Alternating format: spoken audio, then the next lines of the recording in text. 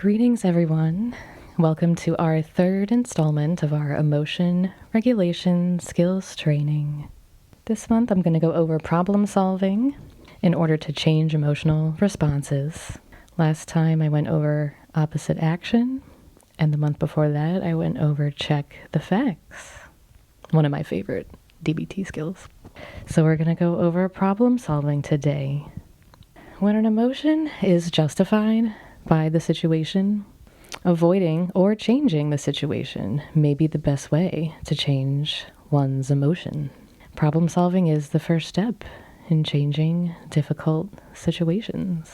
Just as a quick reminder, for opposite action, we did that when your emotions did not fit the facts. And so this time when the facts themselves are the problem, it takes time and effort and patience, but we can try to work on solving the problem because that is going to reduce the frequency of negative emotions.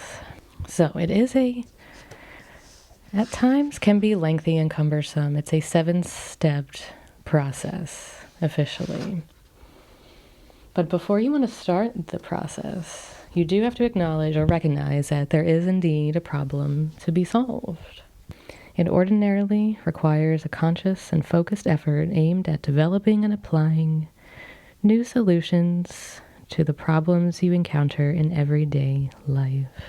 So let's get into these 7 steps. So step 1 is to figure out and describe the problem situation. Observe and describe.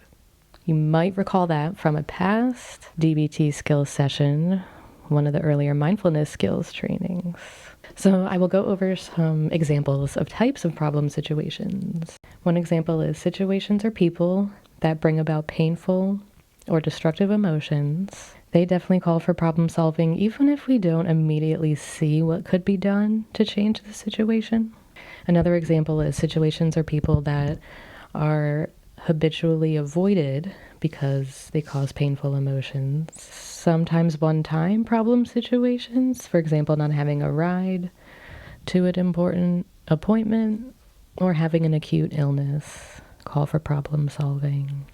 Either repeated problem or chronic problem situations, ongoing ones that keep happening over and over, or a repeated failure to inhibit destructive or ineffective behaviors.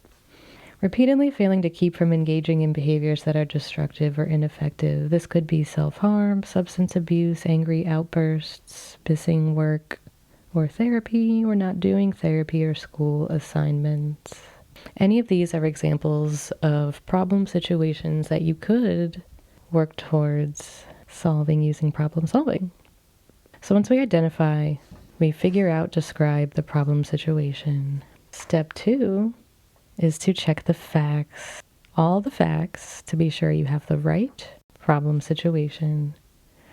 Remember to let go of judgmentalness. Okay, all right. So are my facts correct? How distressing is the situation? Do the conflicts or other obstacles I've described reflect the facts of the situation? If your facts are correct and the situation is the problem, you may continue to step 3. If your facts are not correct, go back to step 1 to observe and describe the problem. So if your facts are correct, then step 3 is to identify your goal in solving the problem. Finding a way to get to the important appointment, finding a way to get the treatment needed to feel better, getting help for understanding my behavior, finding a way to work, or to tolerate my job at least if I need to. Step 4 is to brainstorm lots of solutions. As many as you can. Think of as many solutions as you can. Now this is difficult for me, maybe it is for you, but asking for help, asking for suggestions, I will reframe it. It's not necessarily help. Because I have difficulty asking for help sometimes, but asking for suggestions from people you trust, suggestions for solutions. Certainly get with your inner circle and see what they think. Try to resist being critical of any ideas at first, Be open to everything that you hear. Step 5 is to choose a solution that fits the goal and is likely to work. If you're unsure, choose 2 solutions that look good. You can do a pros and cons to compare the solutions, and then choose the best to try first. And then step 6, put the solution into action. Try out the one that you think is the best for this situation. Take the first step, then the second. Then afterwards, step 7 is to evaluate the results. Did the solution work? Wonderful. If it didn't, then let's go back to step 5, where we choose a solution that fits the goal, and we try a different one. So just to recap, step 1, observe and describe the situation. Step 2, check the facts to be sure you have the right problem situation to work on. Step 3, identify your goal in solving the problem. Step 4, brainstorm lots of solutions. Don't be afraid to ask for suggestions from those you trust. Step 4, choose a solution that fits the goal and is likely to work. Step 6, put the solution into action. And then finally, step 7, evaluate the results of using said solution. I don't know if this makes sense. I think that sometimes evaluating is hard. I don't like reading what I write. I don't like listening to myself. So evaluating what I've done is hard, but it's certainly necessary. Once you realize that you have to evaluate your problem solving, you may be more open to the idea that effective problem solving can take multiple efforts with different solutions before you find the right one. That's why patience and time is definitely necessary when it comes to problem solving. Now that I've gone over problem solving, I want to review some tips to practice mindfulness of your current emotions as a way to let go of the emotional suffering you're experiencing. So one way to observe your emotion is to step back, take a deep breath, close your eyes if you wish. Notice the emotion you're experiencing. Experience your emotion as a wave, coming and going. Now imagine surfing the emotion wave. Try not to block or suppress the emotion. Don't try to get rid of or push away the emotion, but also don't try to keep the emotion around. Don't try to hold on to it, and don't amplify it. Practice mindfulness of body sensations.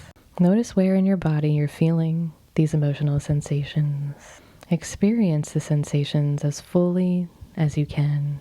Observe how long it takes before the emotion goes down. Remember, you are not your emotion. Do not necessarily act on your emotion. Remember times when you have felt different.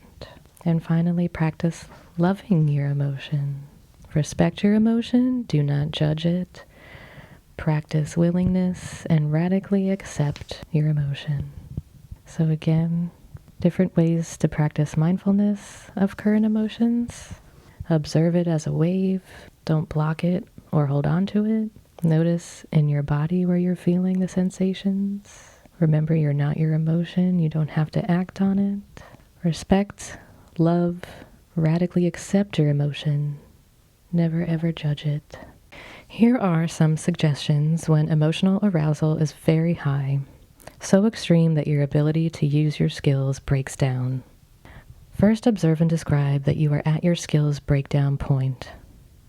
Your distress is extreme, you are overwhelmed, you cannot focus your mind on anything but the emotion itself. Your mind shuts down, your brain stops processing information, you cannot solve problems or use complex skills. If any of those things are true, then you're most likely at the skills breakdown point. Now, check the facts. Are you really falling apart at this level of distress? If not, use your skills.